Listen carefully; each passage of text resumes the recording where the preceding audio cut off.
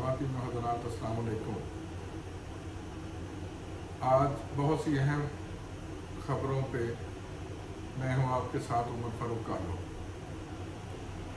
जैसा कि आपने देखा कि खान साहब को अदालत में पेशी पे बुलाया गया और खान साहब को गिरफ़्तार करने का प्लान जो इन्होंने बनाया था वो अवाम को देख के मुमकिन ना हो सका और इन सब को मुंह की खानी पड़ी।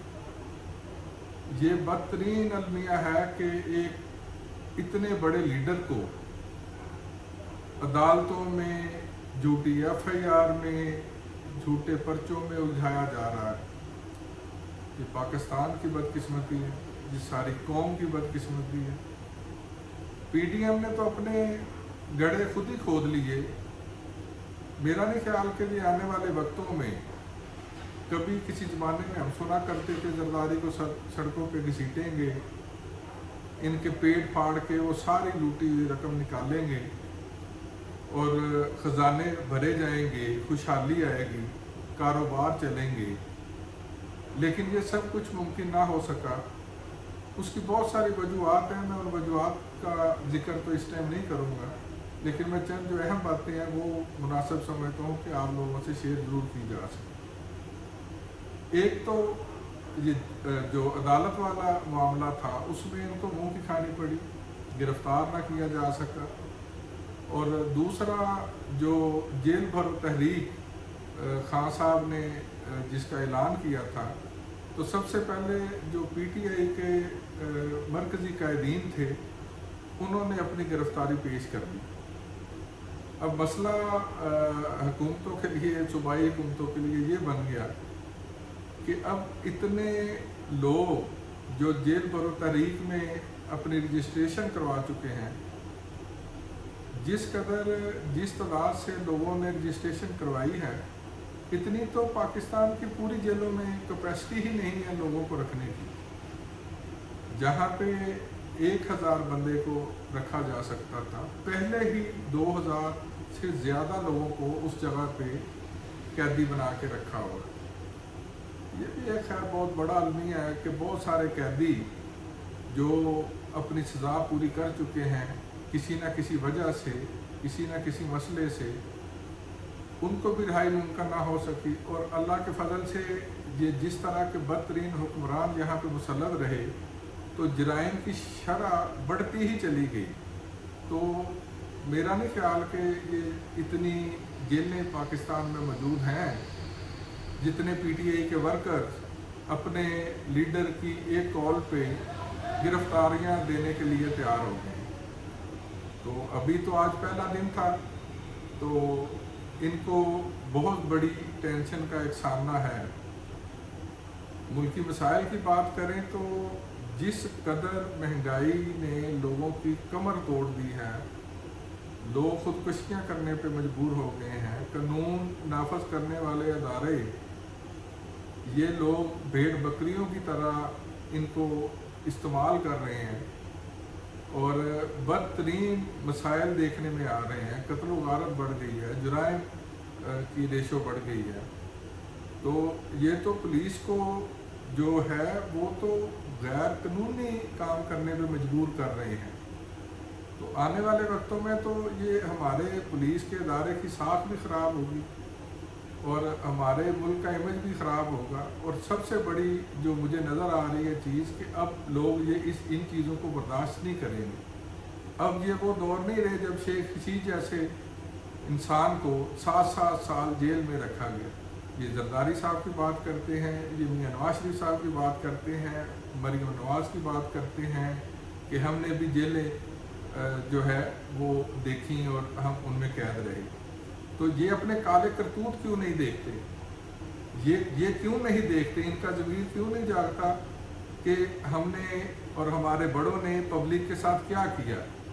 ये वरासती लीडरान, जाननशीन, भुट्टो की बेटी जाननशीन, मैं मानता हूँ कि वो एक लीडर बन गई, लेकिन बात यह है कि उसके बाद बिलावल भुट्टो, जरदारी, ये लीडर हैं, ये कौम के लीडर हैं। नवाज शरीफ बात करते हैं ज़िया-उल-हक की पैदावार थे और क्या किया इन्होंने?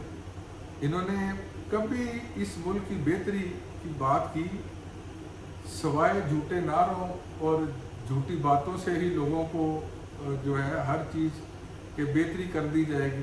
وہ کون سی بہتری کر دی جائے گی؟ قوم سے جب بھی یہ وزیر اعظم بنے، قوم سے جب پہلا خطاب کرتے تھے تب سے ہم نے بچپن ہی سے یہ دیکھنا شروع کیا کہ جو بھی جہاں پہ وزیر اعظم منتخب ہوئے انہوں نے سب سے پہلے آتے یہ بات کی کہ مشکل فیصلے کرنے پڑیں گے، حالات اس طرح کے نہیں ہیں، ملک کو کرپشن کی نظر کر دیا گیا اور لوٹ لیا گیا، برباد کر دیا گیا. تو یہ کیا بات تھی کہ اس طرح کے مسائل پیدا ہوئے؟ ہر وزیر اعظم نے یہ باتیں کی اور عوام کو بیوقوف بنانے کی کوشش کی. میں نے تو کوئی حل نہیں دیکھا کسی کا بھی. ہاں میں نے یہ ضرور دیکھا کہ ایک لیڈر آیا جس نے 26 سال جدوجہد کی، عوام کی بات کی، عوام کے ساتھ کھڑا ہوا، عوام کے دکھ درد میں شریک ہوا. دو چیزیں جو ہم نے اپنی زندگی میں پاکستان میں ممکن نہ دیکھی، اس نے وہ دو چیزوں کی ابتدا کی. ایک کینسر ہاسپٹل بنایا، اس کا معیار آپ دیکھ لو، دنیا میں جتنے بھی ہاسپٹل ہیں اس انٹرنیشنل لیول کے ہاسپٹلوں میں ایک جو ہے شوکت خانم کا شمار ہوتا ہے. نمل یونیورسٹی کا قیام، اور اس کے علاوہ میرا خیال ہے کہ پاکستان کی تاریخ میں عیدی صاحب مرحوم کے علاوہ عمران خان ہی واحد وہ ایسا لیڈر ہے جس کے کہنے پہ لوگوں نے پوری دنیا میں سے پیسے اکٹھے کر کے دیے. اور خان صاحب کو آج بھی خان صاحب کو دیکھتے ہوئے لوگ پیسے دیتے ہیں، اور شوکت خانم کی اور نمل یونیورسٹی کی جو ہے وہ کرتے ہیں، بچوں کی ساری اس طرح کے مریضوں کی کرتے ہیں. میں نے میرے قریب ہی ادھر ایک خاتون مجھے کچھ دن پہلے ملی، اس کا فری علاج ہوا شوکت خانم سے. تو ایک غریب آدمی کے پاس بھی آج بھی آپشن ہے، تو سرکاری سطح پہ ہم کیوں نہ کر سکیں؟ اس کی وجہ جو کالی بھیڑیں، جو مافیا جن کی سرپرستی اس طرح کے سیاسی لوگ کیا کرتے تھے، انہوں نے ہمیشہ ہی اس طرح کی بگاڑ کی کہ لوگوں کی فلاح کے لیے کوئی ایسا کام مت کرو جس سے یہ قوم، یہ ملک آگے بڑھ سکے. بلکہ الٹ یہاں پہ جتنی بھی معدنیات اللہ تعالیٰ نے ہمیں عطا کی وہ ان اشرفیہ نے جو ہے وہ ان پہ اپنا کنٹرول جما رکھا.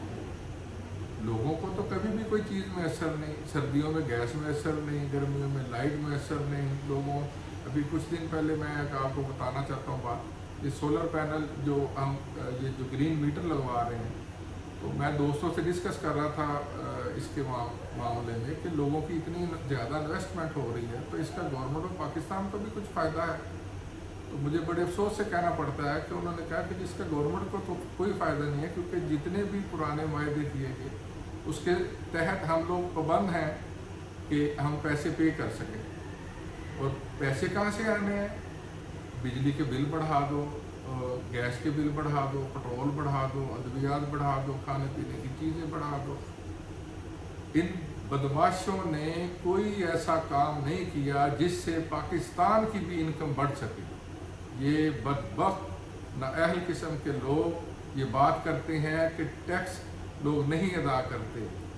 وہ بدبختوں، آپ یہ بتاؤ کہ کس چیز پہ پبلک ٹیکس ادا نہیں کرتی؟ ہاں یہ میں مانتا ہوں کہ پبلک بے حس ہے، پبلک کو اس طرح اویئرنیس نہیں ہے، لیکن میں یہ بھی سمجھتا ہوں کہ خان نے بہت ساری پاکستان کی عوام کو بولنا سکھا دیا ہے، بات کرنا سکھا دیا ہے، ان کو اپنے مسائل کی سمجھ لگ گئی. یہی وجہ ہے کہ وہ کہہ رہے ہیں کہ ملک بچانا ہے تو الیکشن کرواؤ. آپ لوگ سمجھتے ہو کہ الیکشن کروانے سے خان جیت جائے گا، اس وجہ سے آپ ڈیلے کرتے چلے جاؤ گے. کب تک ڈیلے کرو گے؟ کب تک لوگوں کو ان کے حقوق سے محروم رکھو گے؟ خدا را اس ملک کا سوچو، اس ملک کی بہتری کا سوچو.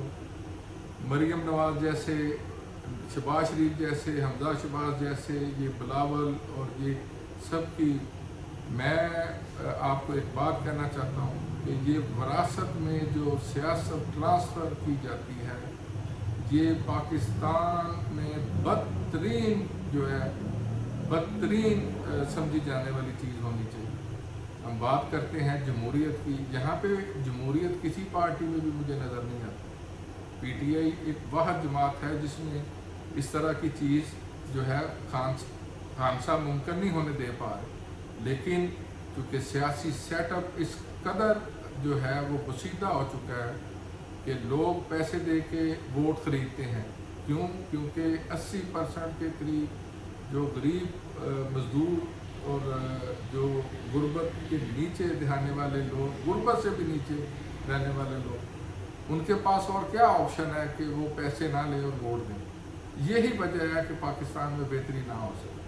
यही वजह है कि जो इस तरह के नाम नहाद लीडर बने, जो पैसे के ज़ोर पे लीडर बने, वो हमारी जो पाकिस्तानी अवाम है उसकी फलाह के लिए कुछ ना कर सके।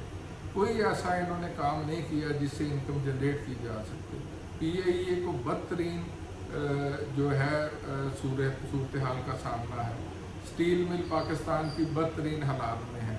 हमारे फैसलाबाद में ये फेडमैक खान साहब के 4 साल दौर में, अभी 4 साल भी पूरे नहीं हुए, तो उसने इस कदर काम बेहतर किया कि इतनी ज़्यादा इंडस्ट्री वहाँ पे जो लग गई।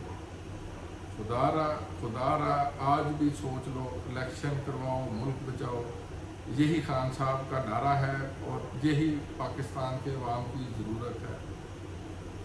जेल भरो तहरीक जो है, इसको आप कामयाब होता भी देखोगे और आप परेशान हो जाओगे, दुनिया परेशान हो जाएगी कि खान साहब के फॉलोअर आप लोगों के इन छिछोरे किस्म के हरकों से नहीं डरते।